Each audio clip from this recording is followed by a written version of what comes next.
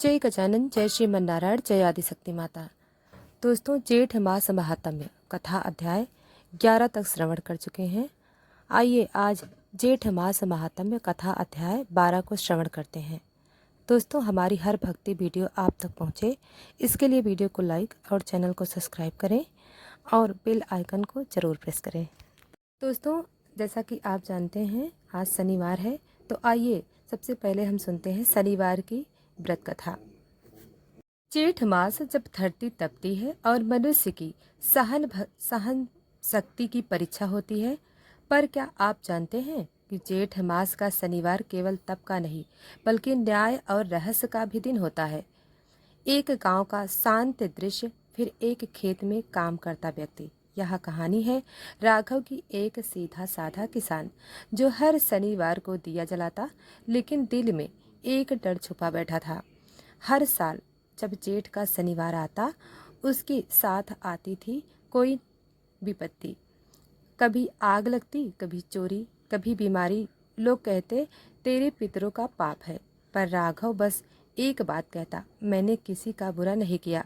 People का पेड़ शांत रात राघव राघव दीप जला रहा है। इस बार उसने गांव से दूर एक पीपल के नीचे दीपक जलाया और मन में कहा, हे शनिदेव, अगर मैं दोषी नहीं तो सच्चाई उजागर करो। रात्रि में तेज हवा चली, दरवाजा खटखटाना शुरू हुआ। आधी रात दरवाजे पर दस्तक हुई। राघव ने खोला, कोई नहीं था, पर जमीन पर लिखा था, सच सामने आएगा तो भय ना कर। अगली सुबह गांव में भीड़। अगले दिन गांव में सच सामने आ गया। मुखिया का बेटा ही चोरी का मास्टरमाइंड था। हर साल जेठ के शनिवार को वह राघव को बदनाम करता था। उसकी जमीन हड़पने के लिए राघव की आंखों में आंसू आ गए। गांव वाले हाथ जोड़कर माफी मांगे। सच उजागर हुआ, राघव को न्याय मिला और गांव के संत बोले, शनिदेव दंड देते हैं पर सच्चों की रक्षा करते हैं। विशेषकर जेठ मास के शनिवार को वहीं पीपल का पेड़ राघव फिर दिया जला रहा है। शांति ध्वनि धीरे धीरे गूंजती आवाज में, तो इस शनिवार एक दीपक जलाकर एक भूखे को भोजन करा दीजिए और सच्चाई के साथ खड़े हो जाइए, क्योंकि शनिदेव चुप रहते हैं पर न्याय जरूर करते हैं। दोस्तों, आइए अब श्रवण करते हैं जेठ मास महात्म्य कथा अध्याय 12। स्कंद पुराण के अनुसार जेठ मास का 12वां अध्याय अत्यंत पुण्यदायी है। इसमें बताया गया है कि इस पवित्र माह में भगवान विष्णु, शिव और सूर्य की आराधना करने से सभी पाप नष्ट हो जाते हैं और मोक्ष की प्राप्ति होती है। इस अध्याय में व्रत, तप और दान के महत्व को विशेष रूप से बताया गया है। जेठ मास में जल का विशेष महत्व है, क्योंकि इस समय सूर्य की प्रचंडता चरम पर होती है। इसलिए इस अध्याय में प्यासे प्राणियों को जल पिलाने, प्याऊ बनवाने और नदी तालाबों की सफाई का विशेष फल बताया गया है। इसे जीवन दान की संज्ञा दी जाती है। इसके अतिरिक्त जो भक्त इस मास में तुलसी, आम्र, आम, बेलपत्र और पीपल वृक्ष की सेवा करते हैं, उन्हें दीर्घ आयु, संतति, सुख और वैकुंठ धाम की प्राप्ति होती है। विशेष रूप से यह कहा जाता है कि जो व्यक्ति इस मास में पवित्र नदियों में स्नान करके जरूरतमंदों को वस्त्र और अन्न दान करता है, वह जन्म जन्मांतर के पापों से मुक्त हो जाता है।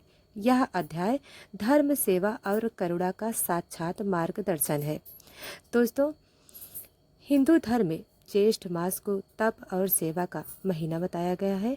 नैमिषारण्य में जब सभी ऋषिगण एकत्र थे, तब शौनक ऋषि ने सूत जी से प्रश्न किया, हे सूत जी, कृपया हमें बताइए कि इस तप प्रधान ज्येष्ठ मास में मनुष्य कौन कौन से पुण्य कार्य करके मोक्ष प्राप्त करता है।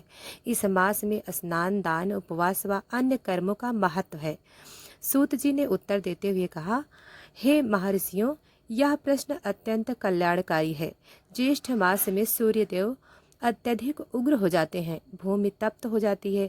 ऐसे में जो व्यक्ति तप, सेवा और दान करता है, वह स्वयं को एवं दूसरों को राहत देकर विष्णु की विशेष कृपा प्राप्त करता है। सूत जी कहते हैं कि इस मास में जलदान सर्वश्रेष्ठ पुण्यदायी कार्य है, क्योंकि व्यक्ति प्याऊ बनवाता है, कुएं, तालाब, बावड़ी की खुदवाई या उनकी सफाई करवाता है। वह हजारों यज्ञों के फल को प्राप्त करता है। यहाँ तक कि एक लोटा ठंडा जल किसी प्यासे को देना भी जन्म जन्मांतर के पापों से मुक्ति दिलाता है। इस अध्याय में एक कथा आती है। राजा चित्रकेतु धर्मपरायण थे, परंतु गर्व उनमें घर कर गया था। एक बार वे अपने नगर भ्रमण पर निकले। उन्होंने देखा कि एक वृद्ध स्त्री तपती धूप में प्यास से व्याकुल हो रही थी, किंतु किसी ने उसे जल नहीं दिया। राजा ने स्वयं आगे बढ़कर जल दिया तो वृद्धा बोली, हे राजन, आज आपने जल देकर न केवल मेरी प्यास बुझाई, अपितु अपने समस्त पाप भी धो डाले। राजा ने विनम्र होकर पूछा, माता, क्या एक जलदान इतना प्रभावशाली है? वृद्धा बोली, यह बात स्वयं स्कंद पुराण में वर्णित है। जो ज्येष्ठ मास में जलदान करता है वह हजारों यज्ञों, लाखों दान और वर्षों के तप के बराबर फल प्राप्त करता है। इस अध्याय में विशेष रूप से वृक्षारोपण का महत्व बताया गया है। पीपल, बेलपत्र, आम, तुलसी और नीम के वृक्षों को इस मास में लगाया जाए या उनकी सेवा की जाए तो अत्यंत पुण्य की प्राप्ति होती है। विशेष रूप से पीपल वृक्ष को ब्रह्म, विष्णु और महेश का स्वरूप माना गया है। श्री सूत जी कहते हैं, जो मनुष्य इस महीने के नीचे पीपल के नीचे जल चढ़ाता है, दीपक जलाता है और विष्णु सहस्त्र नाम का पाठ करता है, उसे संपूर्ण ब्रह्मांड के देवताओं का आशीर्वाद प्राप्त होता है। अब आइए जानते हैं ज्येष्ठ स्नान की महिमा। ज्येष्ठ मास में प्रातःकाल उठकर नदियों में स्नान करने की महिमा विशेष रूप से वर्णित है। गंगा, यमुना, गोदावरी, नर्मदा, कावेरी और नदियों में स्नान करने से जीवन के समस्त पाप नष्ट हो जाते हैं। जो लोग नदियों तक नहीं जा सकते वे घर में स्नान करते समय गंगे च यमुने चैव मंत्र का जाप करें तो वही फल प्राप्त होता है। विशेषकर अमावस्या, एकादशी और पूर्णिमा को स्नान का विशेष महत्व बताया गया है। इस अध्याय में विविध प्रकार के दानों की चर्चा की गई है। जलदान, छायादान, वस्त्रदान, अन्नदान, पादुका दान। श्री सूत जी कहते हैं कि जो व्यक्ति इस मास में भूखे प्यासे, निर्धन, ब्राह्मणों, गायों, पशु पक्षियों को तृप्त करता है वह इंद्र के समान पुण्य अर्जित करता है। गर्मी के कारण पक्षियों के लिए जल और अन्न की व्यवस्था करना अत्यंत पुण्यदायी है। सूत जी ने बताया कि जो व्यक्ति अपने घर की छत या आंगन पर जल पात्र रखता है और उसमें नियमित जल भरता है, उसके जीवन से दरिद्रता दूर होती है और घर में सुख शांति बनी रहती है। इस अध्याय में कहा गया है कि ज्येष्ठ मास में यदि कोई भक्त विष्णु सहस्त्र नाम, शिव पंचाक्षरी मंत्र या गायत्री मंत्र का नियमित जाप करता है तो उसके सारे संकल्प पूर्ण होते हैं। इसके साथ ही अपरा एकादशी, निर्जला एकादशी, वट सावित्री व्रत, गंगा दशहरा आदि पर्व इस माह में अत्यंत फलदायी होते हैं। विशेषकर निर्जला एकादशी का उल्लेख किया गया है। इस व्रत यदि विधि पूर्वक किया जाए तो वर्ष भर की सभी एकादशियों का पुण्य एक साथ मिल जाता है। श्री सूत जी आगे कहते हैं, जो व्यक्ति इस मास में पुण्य कर्म करता है, जैसे किसी की सेवा, जलदान, अन्नदान और तप करता है, उसकी मृत्यु के पश्चात यमदूत उसे छू नहीं पाते। उसे भगवान विष्णु के पार्षद लेने आते हैं और वह सीधा बैकुंठ धाम को प्राप्त करता है। इस अध्याय का सार यही है कि ज्येष्ठ मास केवल तप का समय नहीं है, यह सेवा, करुणा और सह अस्तित्व की भावना का भी पर्व है।